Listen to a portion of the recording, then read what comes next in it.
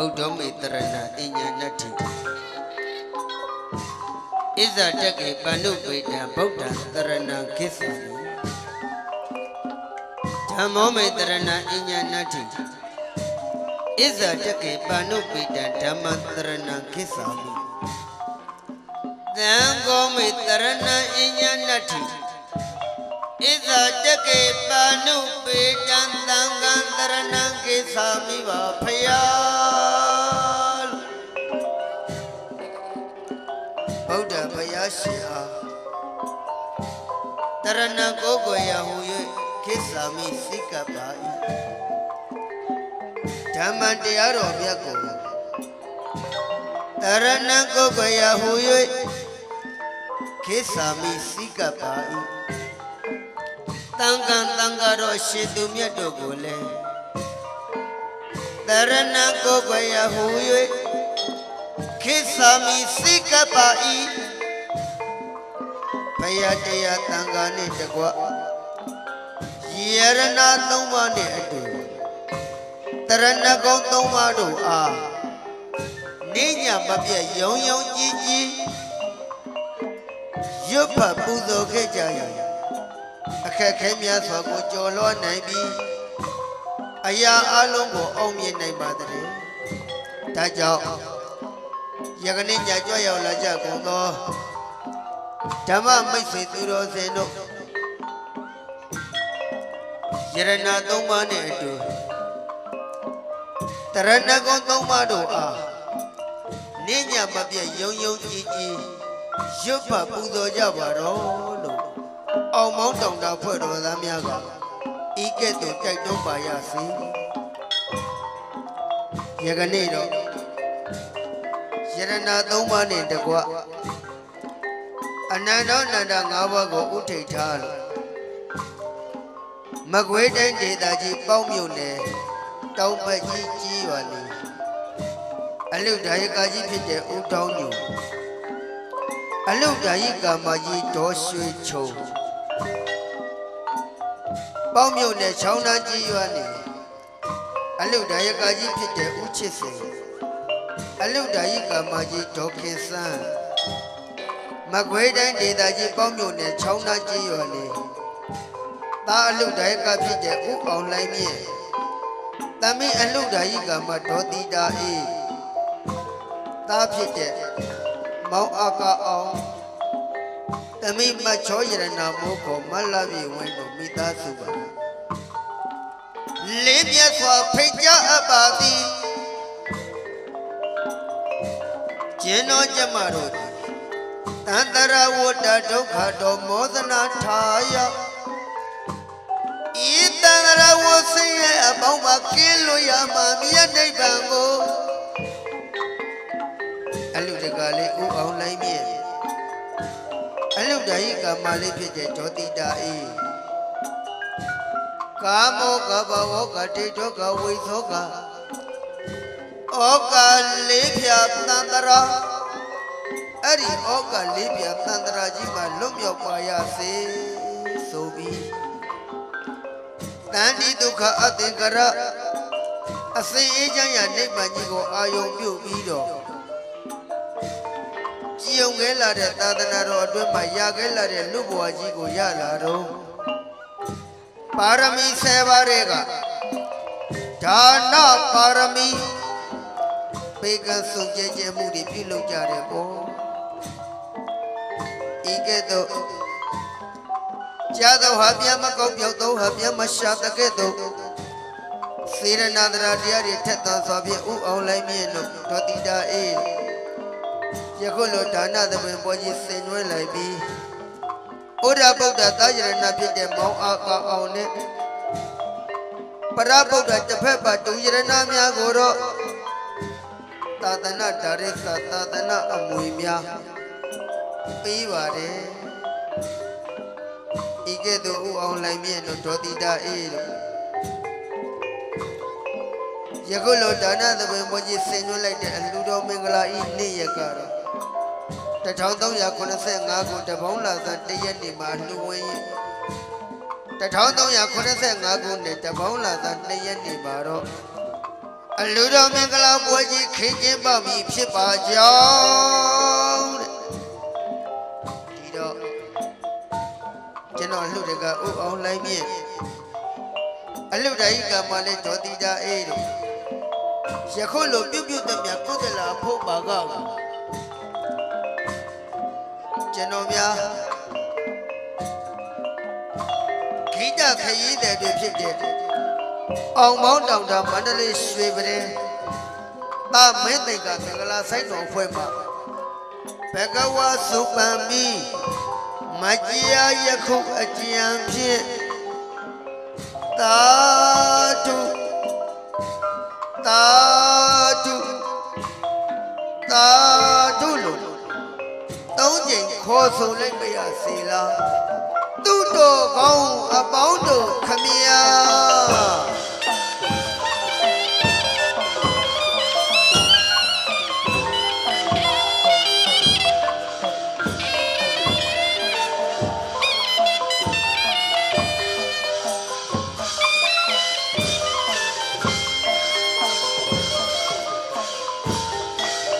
အလူရလူမပါလူရပါလူဒီကပိလအတော်ရာ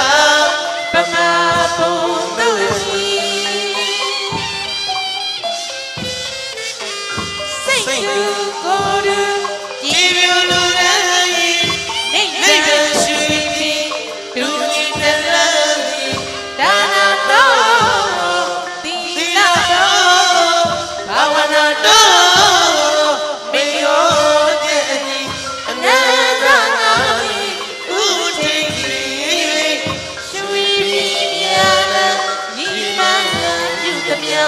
ကုသလာဖို့ပါနိုင်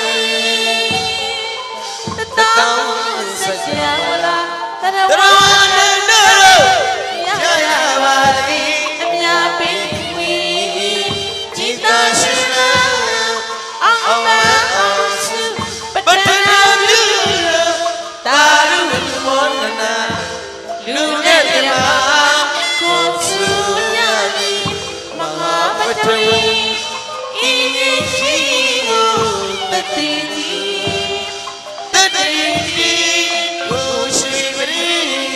ရွှေဆိုင်ဉာဏ်စီကိုရွှေပရိရွှေဆိုင်ဉာဏ်စီမင်္ဂလာရှိတော်စီမြောရေရေဝိနုအတိဤကုသိုလ်ဒါနတရားနိဗ္ဗာန်လေးကပွင့်ပါစေ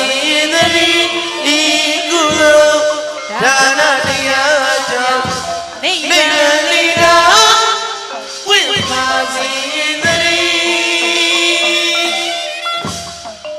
ဝိပါစီ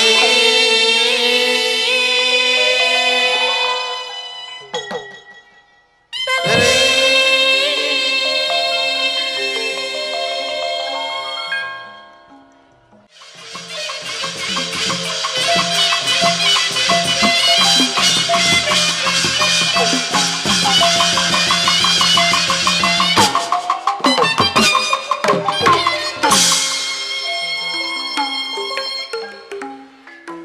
မင်္ဂလာရှိတဲ့ဆိုင်တော်ချက်တည်းရှိတဲ့ဆိုင်တော်မဒန်ရီကအခမ်းကြီးရာမဒီချာကိုရှိပရိ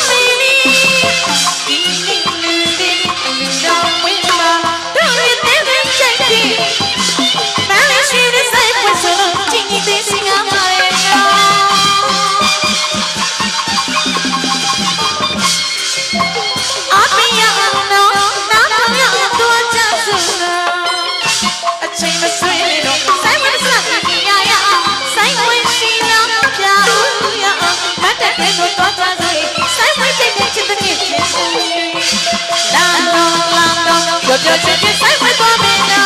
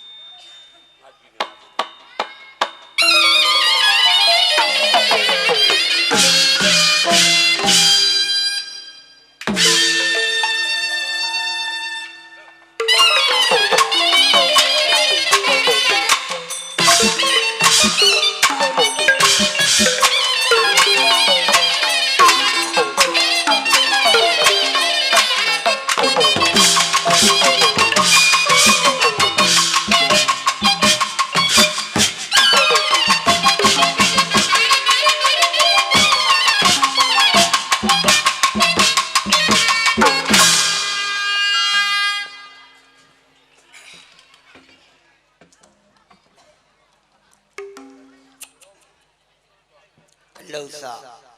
ဘာလုပ်ပါလိမ့် အလှုပ်စား ဘာလုပ်လို့ နဲ့အလှုပ် ပြီးပြီလို့ပါဗျာခင်ဗျားလေလန့်ကိုသွားတာပဲ ဘယင်တကအေးလို့နည်းနည်းလှမ်းစကြည့် ဟောလန့်စကြည့်တာလောက်စမ်းမ ဘယင်တကများသလောက်ငြိမ့်နေ ငိမ့်နေဗျာ ရင်ကြီးတယ် ရင်ကြီးတယ် ချောင်းနာ ပြောစရာမလိုပါ မလိုပါဘူး ဒါရောဆိုတစ်ခေါက်တိတိရှိပါ ခုမှတစ်ခေါက်ရောက်ဘူးတာများပြောနေသည်အဲ ပထမဆုံးက ပထမဆုံးတစ်ခေါက် ငြိမ်လိုက်တဲ့ပရိသတ်ကတော့ကြောက်စင်းတုမေသေးထိုးထားတဲ့အတိုင်း ကြောက်စင်းတူသူ့ကိုယ်တူမငကိုမအငြိမ်မှာဆိုမေးစေးထုံးမလုတော့ဘူးပေါ့ ချောင်းနာပရိသတ်ယနေ့ညစာကြီးပေကြီးခတ်ကြီးကြီးနဲ့ဖြီးပြီးပြောရကောင်းမလား မပြောနဲ့မပြောနဲ့ ပြောစရာအပြင်းပြေအောင်ကြောညာသချင်းတွေနဲ့ပြောရကောင်းမလား မပြောနဲ့မပြောနဲ့ ဘာဖြစ်လို့ အဲ့ဓာတွေကအကုန်ရိုးကုန်ပြီ အကုန်ရိုးရင်တော့ယနေ့ညတဖုံတစ်မျိုးထွင်ကြည့်သေးတာပေါ့ လောက်ဆမ်းမ စကိုင်းပင်းရအင်းဝကုန်းပေါင်ဘုံရောင်ထွန်းပအမတမန္တလေးစ စရန်ကြီးကပွဲတထိတ်အလူတို့ညမှာကိုစင်းရော ပြောစမ်းမ ဒီဘက်ကနှဲကလေးကျူပြတာဘသူတဲ့တော့ အဲ့ဒါဇေယဝင်းလို့ခေါ်တယ် ပယေတာကျတို့နဲ့ဇေယဇေယဝင်းနဲ့ သူ့ကိုပြောတာ သူပြောတာပါ ဟုတ်တယ် ဇေယဝင်းရှေ့ကနားထောင်နေတာဒါလူတွေလို့ခေါ်ပါတယ် လူတွေမဟုတ်တော့နတ်တွေလား လူတွေနားထောင်နေတာကောင်းအောင်လုပ်ဖို့လိုတယ် အဲ့လိုပြော ဒါပြောတာ အဲ တနည်းအားဖြင့်တော့ကျတို့ဆိုင်တွေကဟောတာစိတ်တဖြူဖွေးနှဲကလေးကျတို့နဲ့ဇေယတေချာကြီး သေချာကြည့် စိတ်တက်ကတော့ဖြူတယ်ပြူ အာဖြူတယ်ဗျာ အသားရည်ကတော့ကြောက်တင်မုံနဲ့နင်လားငါလားပဲ အဲ့လိုကြီးမမဲပါဘူးခင်ဗျာ စစ်သီးနဲ့ကတ်တရားသီးမျိုးဖောက်ထား ဟွန်း ငယ်နာမီကသပိတ် စားတာတဲ့ကြောင့် ဇာတာထဲမှာတော့မီးသွေး မလုပ်ပါနဲ့ အသားရည်လေးကတခြားကြည့်ဗလားအနက်နုရောင်လေး အစိမ့်လူရောင်လို့ပါကိုစိုးကြီးရဲ့ ပြောလို့တာပြောရတာကိုသိရော ကိုစိုးဘူး အာရှာလေးလက်သွားပါဖက်၅ချက်အင်္ဂါနှဲပညာ အဲ အဲ့လို၅ချက်အင်္ဂါနှဲပညာနဲ့ကိုက်ညီလို့ဒီနှဲမျိုးကကျွတ်တုတ်ခင်မှာအတော်ရှားသွား အတော်ရှာဟုတ်လား ဟုတ်တယ် ပေါ်မှာပေါ် ဘယ်မှာတော့ မန္တလေးတရားကြီးစီးတဲ့သွားဝယ်တလုံးတုံးတောင်ကြိုက်တဲ့လောက်တောင်ဝယ်လို့ရတယ် ဟိုဖယားကြီးအနောက်မောက်မှာ အနောက်ပေါ်မှာ စောက်ဟုတ်မဟုတ်တာမပြောနဲ့မင်းပြောတာကလောက်ရောက်တဲ့နှဲ ဟုတ်တယ်လေ ငါပြောတာကအမှုတ်ကောင်းတဲ့နှဲ နေပေါင်းခမရနေစရာအမုတ်ကောင်းတယ်ပေါ့ ကောင်းတာပေါ့ အမုတ်ကောင်းရင်အပြန်ကအိတ်ခေါ်သွားမယ်ဗျာ ဘာလို့ဖို့ မိဖျောင်းမုတ်ခိုင်းမလို့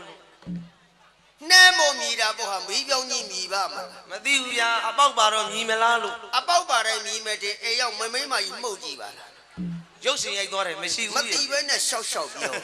နှဲကြောင့်တိလည်းမတိပဲ မသိလို့ပါ ဇေယဝင်းနဲ့လည်းနားထောင်ကြည့် နားထောင်ကြည့်တော့ ချိုးကြည်မြည်ပြီးတော့သားနေတာပဲ အဲ အဲ့ဒါဘာဖြစ်လို့တော့သိလား ဘာဖြစ်လို့ အဲ့ဒါလေကောင်းလို့လေကောင်းလို့ဒီလောက်ကောင်းတဲ့လေမျိုးမင်းတွေ့ဘူးလား အမလီတွေ့ဘူးက ဘယ်မှာတော့ သူ့ထက်တောင်ကောင်းသေးတယ် ပြောသား ဟိုတနေ့ကတိုက်သွားတဲ့နာကြီး ဟင် ကောင်းတယ်မှာတော့အိမ်တွေကိုကျွတ်ပန်သွားတာပဲခင်ဗျာ အဲ့ဒီနာခေကြောင့်မင်းနှမလေးအဟွာဖြစ်သွားတာ ဘာဖြစ်တာတော့ အဲ့ဒီနာခေကြောင့်မင်းနှမလေးဖာဖြစ်သွားတာ ဘာပြောလဲ ဟုတ် အမလည်းမဆိုင်ဘူး မင်းပါလို့လိုက်ရှုပ် လိုက်ချင်တာ ဟုတ် ဘာလဲမဆိုင်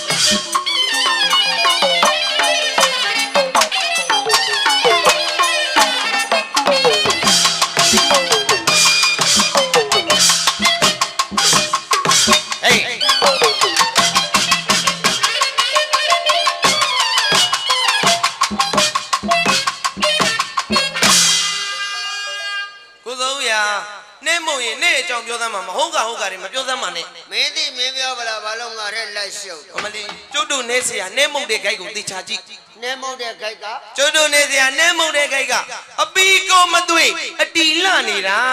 အပီကိုမသွေးအတီလှတော့ ကျုပ်တို့နိုင်ငံကြီးဒီမိုကရေစီရပြီ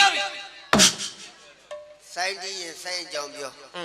နှဲမုတ်ရင်နှဲအကြောင်းပြော ဘာဖြစ်လဲ ဒီမိုကရေစီရတော့ငါဘာလို့อ่ะ ဒီမိုကရေစီရရင်ရှေ့လျှောက်ခမမမွဲတော့ဘူး အခုရောငါချမ်းသာနေတာကြာ ဒီမိုကရေစီရရင်လူခွင့်ရေးတွေရတော့မှာ လူအခွင့်ရေးဆိုတာ လူခွင့်ရေးဆိုတာကလွတ်လွတ်လပ်လပ်နေလို့ရပြီလွတ်လွတ်လပ်လပ်ရေးလို့ရပြီလွတ်လပ်စွာပြောဆိုခွင့်ရပြီ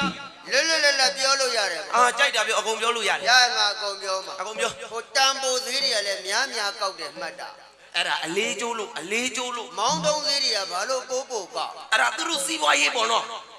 ဆိုင်ကယ်တစ်စီးမျိုးတဲ့ဝင်လာရင်ဘာလို့100တောင်းတာ အဲ့ဒါသူတို့ကွင်းဖို့စေဖို့ ငါကြီးနဲ့ကြားဟိုလူတွေခရမုတ်တာကိုပြောလို့ရ ပြောလို့မရ ဘာဖြစ်လို့ ဟိုလူတွေခရမုတ်တာပြောရင်ခမဓာထုတ်ရမှာပေါ့ ဒါတော့မထုံနိုင်ဘူး ဟိုလူတွေခရမုတ်တာပြောရင်ခမဓာထုတ်ရမှာ အောင်မ ဇေယဝင်းခမလည်းဓာမထုတ်ချင်အတာမုတ် ဘာ မဆိုင်ဆိုင်ပြောပါပဲ ဒါမထုံချင်တာနဲ့အသာမုတ်ရ ခမတောင်ပြောနေတာကျုပ်လည်းပြောမှာပေါ့ဗျာ မုတ်ပါ အေး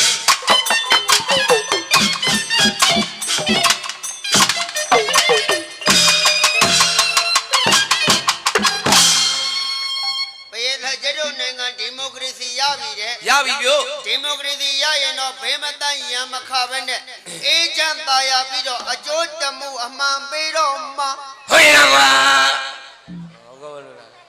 ဟုတ်ပါရဲ့မင်းကလူပြောင်းနေတယ်လို့ခိုးသူရံပေးတယ်လေ လည်းကင်းဝဲပြီပြုတ် ဟဲ့လားကောလို့လား ဟုတ်ပါတယ်ဟာတခိုးဆုံးမရှိတော့ဘူးရ ဟဲ့လား ဟုတ်ပါတယ်ကွာ ကိုစိုး အားတော့ ခမရတာတကုံးမရှိဘူးပြောနေတာဟိုပွဲတော့ကျွန်တော်ဖက်နဲ့တရံပြောက်သွားတယ် အဲ့ဒါတော့မအောင်မင်းနဲ့တီဆောက်ဆဲကာလဆိုတော့တယောက်နှစ်ယောက်တော့ကြာအောင်မှာပေါ့ ကြံသေးတယ်ပေါ့ ဟုတ်တယ် အေး မအောင်မင်းနဲ့ခိုးသူရံမေးတွေကင်းဝဲပြီးကျတို့နိုင်ငံကြီးလောင်းကစားတွေခေါင်းပါသွားမှာကောင်းသားမှာ ဟာဟုတ်တယ်လေ အခုဆိုရင်ဟောတစ်လုံးတိုင်း တစ်လုံးတိုင်း နှလုံးတိုင်း နှလုံးတိုင်း သုံးလုံးတိုင်း သုံးလုံးတိုင်း အကောက်အဖမ်းခံရ ဟုတ်လား သိလား ပြောသမား ဟိုတနေ့ကတက်တက်မမွေးနေအောင်ဆိုပြီးတို့ရက်ကွက်ထဲကလက်ခွဲတိုင်အသေးသားလေးတွေဖမ်းခံရပြီဗျ နေပါဦးကိုစိုးဦးရ အားတော့ အသေးစားလေးတွေအဖမ်းခံရတယ်ဆိုတော့ဟိုအကြီးစားဒိုင်ကြုံကြီးတွေကြတော့ ဘာပြောတယ် အကြီးစားဒိုင်ကြုံကြီးတွေလေဗျာ အကြီးသားတိုင်ကြုံကြီးတွေကသူတို့ကဓာပေးလှုပ်ထား ဒါပေးလို့တာ ဓာပေးလှုပ်မှာတော့ဘာရေးလှုပ်ရမှာတော့ ဘာကြီးလုံးပါတော့ အပါလေးမို့ အမလည်းမဆိုင်ဘူး မဆိုင်တယ်ဘာပေါ့လေ ဒါပေးလို့တာနဲ့အသာလို့ ဟုတ်တယ်ငိတ်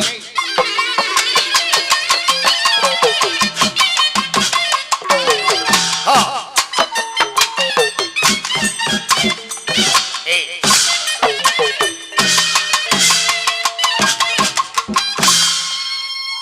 ဒီမိုကရေစီဆိုတဲ့ကျုပ်တို့နိုင်ငံကြီးခိုးသူရံပေးကင်းဝေးပြီးအေဂျင့်ตายရတော့မယ်ဆိုရင်ခမရရဲ့သတင်းစကားကိုကြားရတာနရင်းသားကိုချိုးသွားတာပဲကိုစိုးဦးရာ ချိုရင်ဆက်ပြော အဲ့ဒီလိုအလောင်းကစားတွေခေါင်းမမကျုပ်တို့နိုင်ငံကောင်းစားမှာ အဲ့ဒါတော့ဟုတ်တယ် အဲ့အချိန်ကြလာရင်လေဟိုအိမ်ကဟာမတွေကအမွဲဘက်ကိုချဲတွက်ပြီးအပြည့်ထိုးဈေးဘိုးကိုမချမ်းချင်ဘူးရဲ့ မအောင်မင်းနဲ့အဲ့ဒါစီးပွားရေး အမလေးသစ်ပြင်းကြီးနဲ့စီးပွားရှာလဲရပါတယ် အားလို့ မိန်းကလေးတွေပဲဗျာလမ်းဘေးဘန်းကလေးနဲ့ပန်းကလေးချရောက်နေ့အတွက်တော့ကြိုက်ပါတယ် သူတို့မင်းကလေးရတော့ဟုတ်တာပေါ့တို့ယောက်ျားလေးတွေကျတော့ဘာလို့ အမလေးကျုပ်တို့ယောက်ျားလေးတွေကြတော့ရေရှည်တွက်တရားမလိုဘူးပြုတ် အဲ ဟိုရွှေလီတက်ပြီးဆိုင်ကကေဒီချခဏနဲ့ပွားနိုင်တယ် မင်းရတာကယ်ရီချနဲ့ဘယ်စီကြဖမ်းခံမှမသိ ဒါပြင်လဲလွယ်ပါတယ်ဗျာ ဘာလို့ ဟိုတောက်တွေစုတ်ကောက်ပြီးမျိုးတွေဝေရောက်ဒါတကယ်ကောင်းတဲ့အလုပ် တကယ်ကောင်းတဲ့အလုပ်လို့အပြေးမတွက်နဲ့ ဘာဖြစ်လို့ ဈေးကွက်လည်းတိထားအောင်မ ဈေးကွက်ရင်ဘာမသိစရာလို့လဲ ပြောသား ဘလက်ဆိုရင်3သိန်းကျော်ကတ်ခွာဆိုရင်တပုံးခွဲကံဘိုးဆိုရင်အဲ့ဒါအပိုင်ခွင်မဲ မင်းပြောတော့အပိုင်ခွင်နဲ့လိုင်စင်ကြီးက2သိန်းကျော်တယ် ဟုတ်လား ဟုတ်တယ် ဆိုင်ကဈေးတောင်ပူကြည့်နေပါလား တရောင်းသားတွေခွတောင်းတာပဲ ဟုတ်တော့လေဟုတ်သားဗျာခင်ဗျာသူတို့စီမြဆိုင်ကတက်တန်းတို့ဘုံများသွားလိုက်ရင်လေပြက်ကလေးအဟောင်းနေရတာထိုးထိုးရောင်းနေတော့တာ အဲ့ဒါသူတို့လုံနေကြအလုံး အမလီသူတို့စီမြရောက်သွားရင်လှုပ်ချင်တယ်လို့လှုပ်အုပ်ချင်တယ်လို့အုပ်နေတော့တာပဲ သူတို့ကလှုပ်ချင်တယ်လို့လှုပ်အုပ်ချင်တယ်လို့အုပ်မှာတော့ ဇေယံဝင်းကမှုတ်ချင်တယ်လို့မှုတ်ပေါ်ဟာ ဟာဆိုင်တော့မယ် ဆိုင်တယ်ခင်ဗျာတော့ လှုပ်ချင်တယ်လို့လှုပ်တာနဲ့မဟုတ်ချင်တယ်လို့ပေါ့ ခင်ဗျာတော့ပြောနေတာကြုံလဲပြောပါဦး မဆိုင်တာကွာ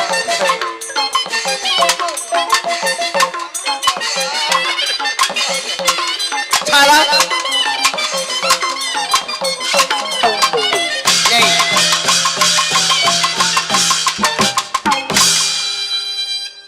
ပြောလို့တာပြောတာပိဿ ပြောသမား စေယောကကြောက်တဲ့ဆိုင်ရင်စေးပွားရေးဈေးကွက်နားလေတယ် စီးပွားရေးဈေးကွက်စီးပွားရေးဈေးကွက်ကျောက်ကဘာလို့ဈေးကွက်ကြီးနားလဲရမလဲ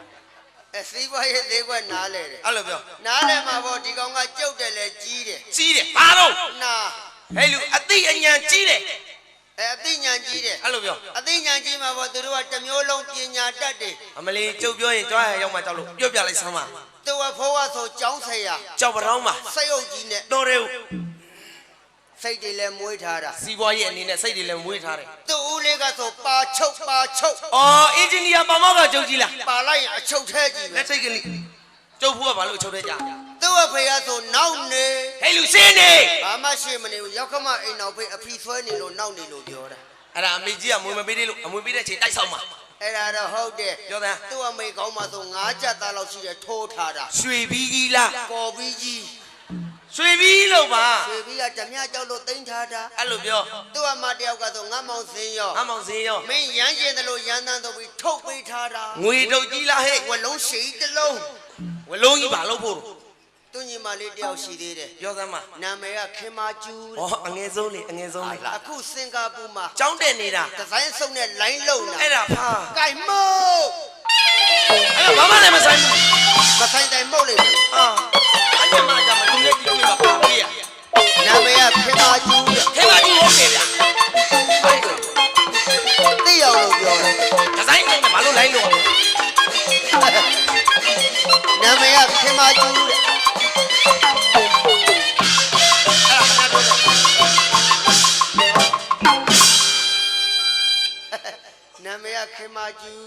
အဲ့လိုခင်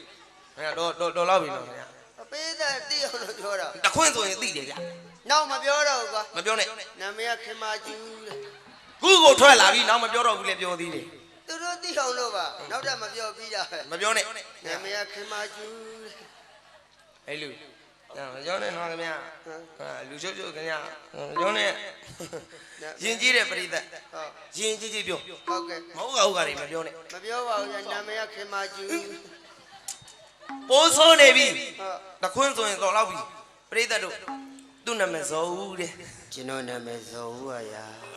ရိုးလောက်ပါ ဟောသူပြောလို့လည်းမိတ်ဆက်ပေးရသေးရဲ့ သူ့နာမည်ဇော်ဦးတဲ့ ဟုတ်တယ် သူ့အမေကတော်ထူး မှတ်တာ ခမရတို့မသိလို့ရှိမှဒီလူမယား၃ယောက်နဲ့ စမ်းပွင့်တာ ကောင်းကောင်းတရားမရှိအောင်မွဲတာ ဘာလို့မွေးရမှာကချမ်းသာတဲ့တတိ တထေး ဟုတ်တယ် ငအေးနဲ့ကလူအကြီး သုံးဝင်ခွဲ လူကြီးမဖြစ်တာစော်ပွေလို့ စမ်းပွင့်တာပါဆိုမှ ဒါကြောင့်မို့အေးဖြစ်တာ မပြောနဲ့ ဘာဖြစ်လို့ အေးဖြစ်တာမပြောနဲ့ ပြောမှာပဲခမရဘာလို့ကြုတ်ပြော အလိုလိုမှကျမ်းမာရေးမကောင်းလို့ပိန်တာလူတွေကအဲ့လိုထင်တာ မြရလည်းမဟုတ်တော့ကြ အေးဖြစ်တာကောင်းတောင်ကောင်းသည် ဟာအေးဖြစ်တာမကောင်းပါဘူးဟာ ဟိုအင်္ဂလိပ်ဘွဲနဲ့တောင်သိရသည် ဒီယောဂါကြီးများအင်္ဂလိပ်ပွဲလုံးနေ ကိုကြံနေခဲ့တဲ့မိန်းမလည်းစိတ်ချ ဘာဖြစ်လို့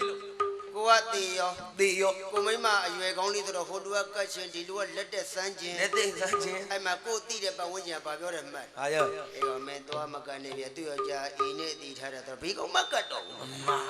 အကြံကြီးအကြံကောင်းနေအေးဖြစ်တာကစော်ပွေလို့ မဟုတ်ဘဲနဲ့ ဟိုကျော်စိန်နဲ့ကညီအကို တဝင်းခွဲ စီပုံနဲ့ကမောင်နှမ တဝင်းခွဲ ထောင်ကြတာကရှစ်လ ငါဘာလို့ထောင်ကြ မနစ်ကမှလွတ်လာတာ မဟုတ်ဘဲနဲ့ ဇွတ်လာတာကသူ့အမ ရှောက်ရှောက်ပြော ယခုဘဝမှာဇင်းရောရာလင်းတော်ရရင်ကျမဘဝအစင်ပြောပါပြီတဲ့ မာ ခုခမအမဖေမောနေပြီ ဘာပြောတယ်ကွာ မောအဲ့ဒါငါရဲကွာ ဖေးပေါ်တာနဲ့ပေါ့ အကကျုံညမဘာလို့တော့လူမိုက်ဖေမောတာ နာမည်ကခင်မာကျူးတဲ့ အများမှာဖေမော ဘာမှမဆိုင် မကတ်ဆက်ရ နာမည်ကခင်မာကျူးတဲ့ အဲ့ဒီတော့ကတခွန်းနဲ့ပြောတာ မင်းဘာလို့ငါပြော အများမှာဖေမောတာ ခင်မာကျူး တော်လောက်ပြီနော်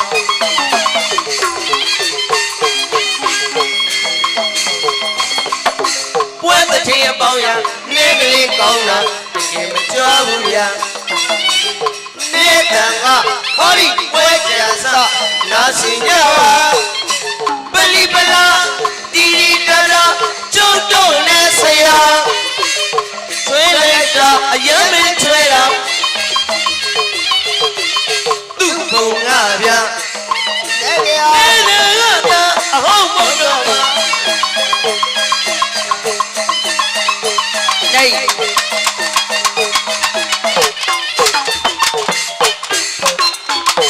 နေရဝဲဟေးနေ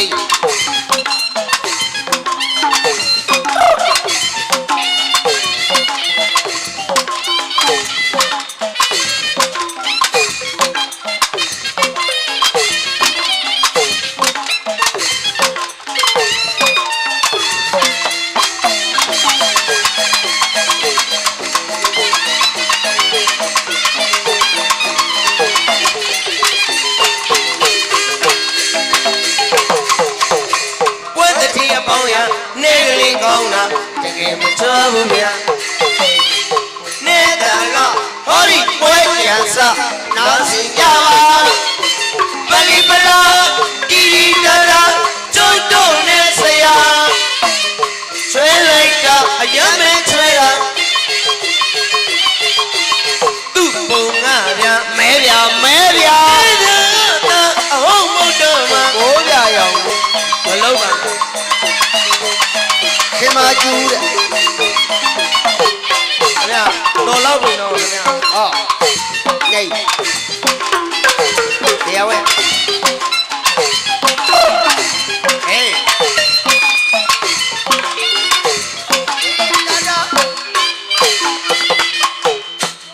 မိတာမိတာ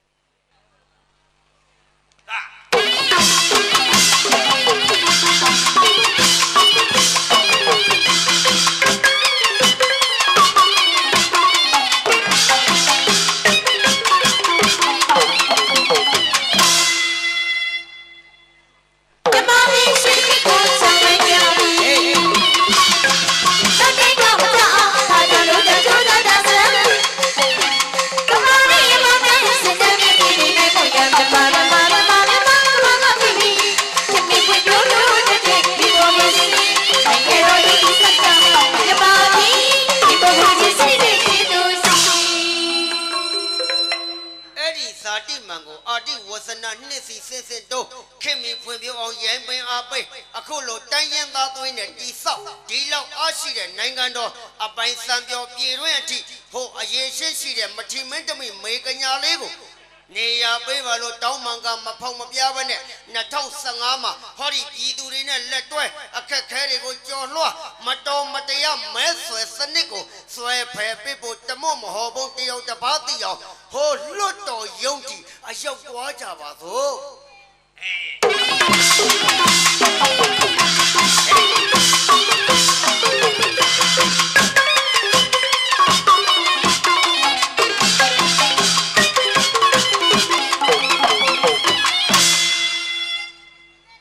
Democracy,